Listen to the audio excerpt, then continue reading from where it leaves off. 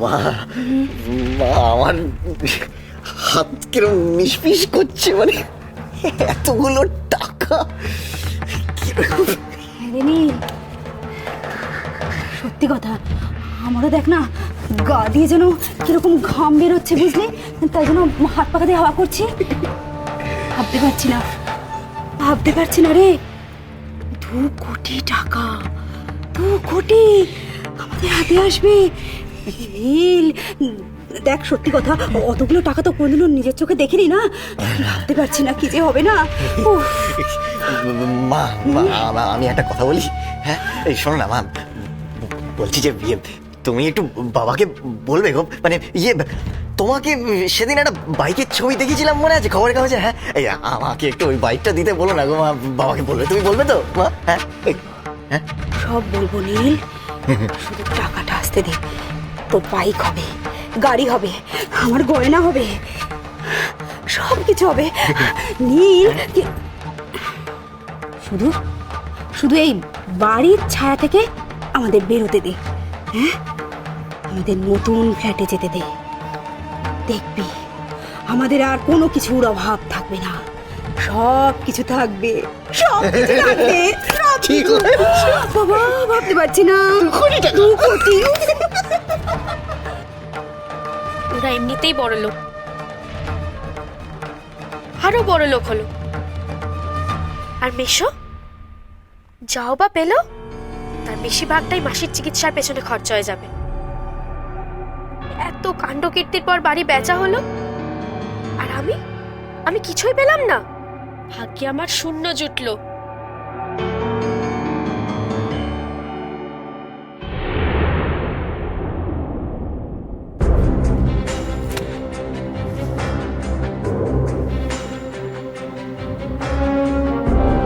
ঝিলিকের ওপর তোদের খুব হিংসে, তাই না?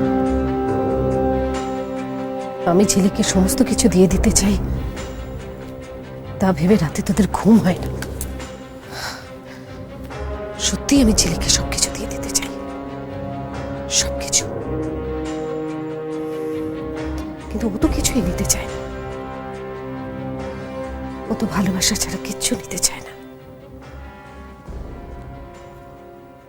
আজ এতদিন পরে মুখ ফুটে ওই বাড়িটা চেয়েছে, আমি ওকে কিনে দেব না?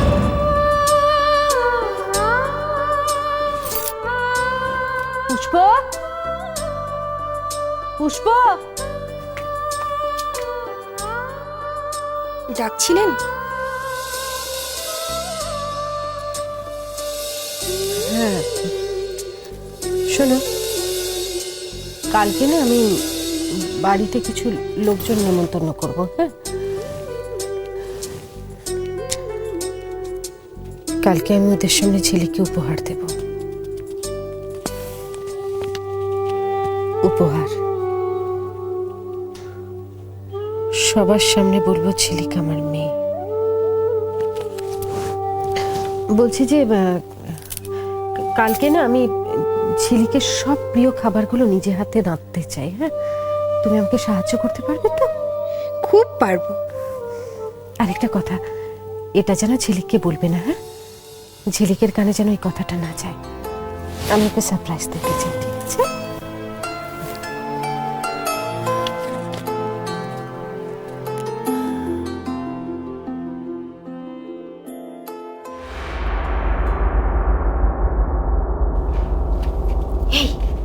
বলবে তো? বাবা, আপনি যত তাড়াতাড়ি পারেন টাকাটা তোলার ব্যবস্থা করুন। কারণ টাকাটা মুনিশ নার্সিংহোমে ফেরত দিয়ে এলেই ভালো হয়। হ্যাঁ রে মুনিশ, তুই কিছু ভাবলি? মানে প্রতিমাকে নিয়ে, বিল্টুকে নিয়ে কোথায় যাবি? বাড়ি টাড়ি দেখেছিস? 2-1টা বাড়ির সন্ধান পেয়েছি, কিন্তু তবে সেগুলো এখান থেকে অনেকটাই দূরে। দূরে?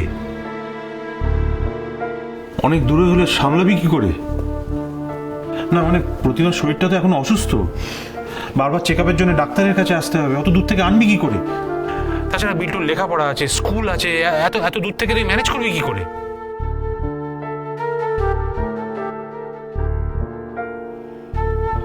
দেবেশ,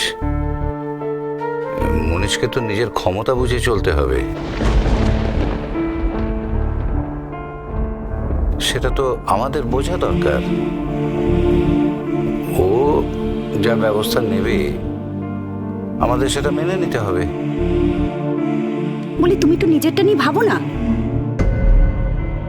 ফ্ল্যাটের বাদবাকি টাকাটা দিয়ে দাও আর আমাদেরকে এই বাড়ি থেকে নিয়ে চলো। বিদিশা, তুমি চুপ করবে? আমার উপর চেঁচিয়ে কি হবে শুনি? কোনো লাভ আছে? আমরা এমনিতেও কিছু করতে পারবো না, অমনিতেও কিছু করতে পারবো না এদের জন্য। কি দরকার দরদ দেখিয়ে? পারলে না নিজেরটা বুঝতে শেখো।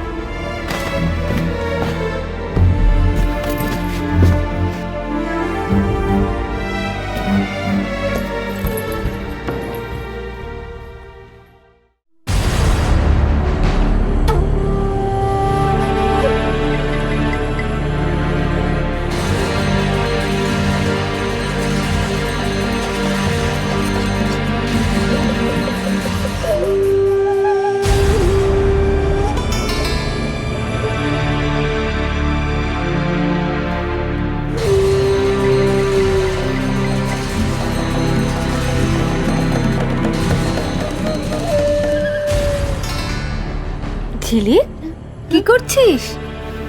আরে মামি, আরে তুই উঠলি কেন? বস বস বস, ওঠার দরকার নেই, বস। ও, পড়াশোনা করছিলি বুঝি? বাহ বাবা, খুব ভালো খুব ভালো। শোন না, বলছিলাম যে দিদি আজকাল জানিস তো প্রায় না এটা ওটা ভুল করে ফেলছে। হ্যাঁ, মানে ওষুধ খাচ্ছে তাও। কেন, মনি কি করেছে? আরে ওই যে সেদিন ওই, আরে তুমি বলো না। কি জানিস, ওই দিদি আমাকে একটা কাগজে সই করতে বললো। তো কাগজটা পড়ে দেখি আমি না, ওখানে দিদিকে সাইন করতে হবে। এখন আমি সাইন করলে কি হতো বল দেখি, হ্যাঁ তাই না?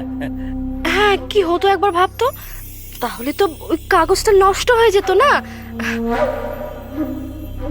তাই বলছিলাম কি, তোকে যদি দিদি কোনো কাগজে সই টই করায় তাহলে তুই একবার মামাকে দেখিয়ে নিস, কেমন?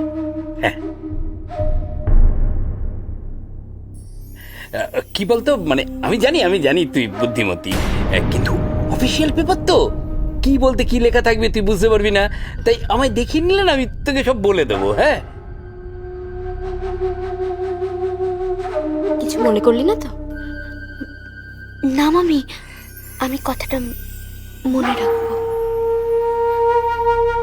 হ্যাঁ রানী, চল চল। হ্যাঁ, ও পড়াশোনা করছে তো, বিরক্ত করা উচিত হবে না। হ্যাঁ চল চল, পড়াশোনা কর, কেমন? পড়াশোনা কর।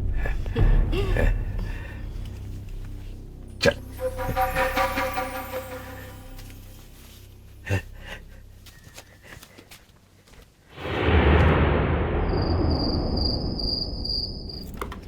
না, এ তো দেখছি মহা জ্বালায় পড়ে গেল।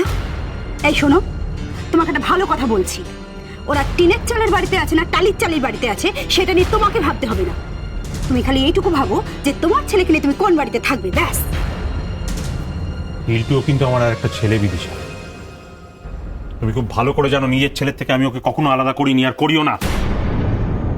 মনীষ সকলকে নিয়ে অথই জলে পড়বে আর আমি ড্যাং ড্যাং করে ফ্ল্যাটে গিয়ে উঠবো, এটা আমি পারবো না, ওর পক্ষে সম্ভব নয়। কি করবে তাহলে? কি করবে শুনি? একটা কাজ করো, তুমি যদি টাকাগুলো সদ্গতি করতে না পারো আমাকে আর নীলকে দিয়ে দাও, আমরা গিয়ে ব্যবস্থা করছি, ব্যাস। মা ঠিকই বলেছে। আর শোনো বাবা, তুমি বরাবর বিল্টুকে আমার থেকে বেশি ভালোবেসে এসেছো। হ্যাঁ, এখন বিল্টু কোথায় থাকবে কি থাকবে না সেই চিন্তা তোমার রাতে ঘুম হচ্ছে না। আর আমি, আমার কথা তো কোনোদিনও ভাবো না তুমি। এই নীল শোন, বিল্টু তোর কে হয়? বল বল বল, কে হয়? কে হয় বিল্টু তোর? ভাই হয় না? আমাদের দেখে শিখতে পারিস না? আমরা ভাইরা এত বছর আলাদা হয়ে গেছি, তবু একে অন্যের কথা ভাবি, অন্যের দুঃখে কষ্ট পাই। আর তুই এতখানি স্বার্থপর হয়েছিস, সব মায়ের গুণগুলো তুই পেয়েছিস। একটা স্পষ্ট কথা শুনে রাখো। তার আগে আমার একটা স্পষ্ট কথা তুমি শুনে রাখো বিদিশা, যতদিন না মনীষদের অন্য জায়গায় থাকার ব্যবস্থা হচ্ছে এ বাড়ি ছেড়ে আমি যাব না। মনে থাকবে, এ বাড়ি ছেড়ে আমি যাব না।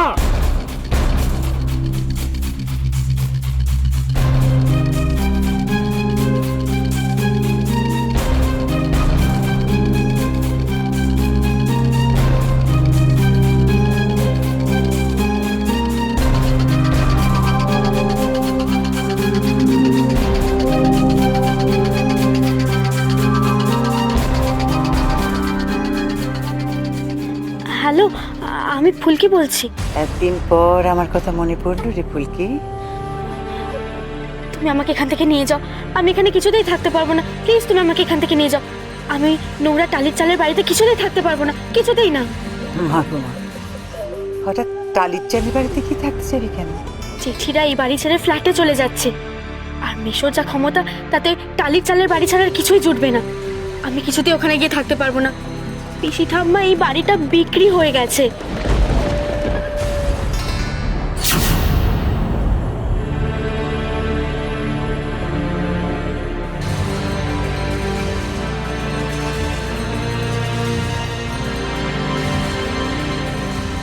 ঝিলিক মুখার্জি বাড়িটা কেনা হচ্ছে। তুমি তুমি সত্যি বলছো মনি? কালকে তুই আমার সঙ্গে যাবি, কাগজপত্রগুলো তোকে সই করতে হবে। তোমায় ছাড়া ঘুম আসি